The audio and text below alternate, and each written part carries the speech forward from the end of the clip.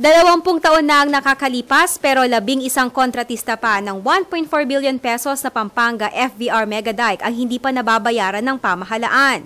Ayon kay Region 3 Department of Public Works and Highways o DPWH Director Antonio Mulano, nasa mahigit sa 50 milyong piso pa ang dapat bayaran sa mga kontratista.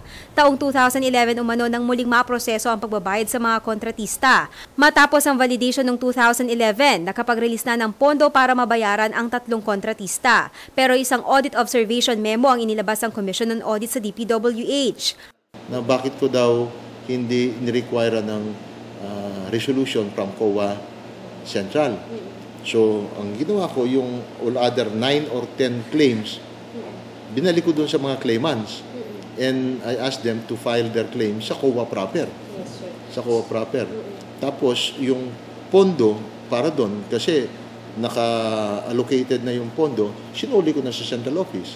Ayon kay Mulano, may isang contractor pa nga ang umapela sa Regional Trial Court, Court of Appeals at hanggang sa umabot sa Supreme Court para mabayaran. Kinatigan naman ng mga hukuman ang kahilingan, ngunit itong Marso, nagbaba ng atas ang Commission on Audit na kailangang sa COA daw ihain ang kanilang mga claims.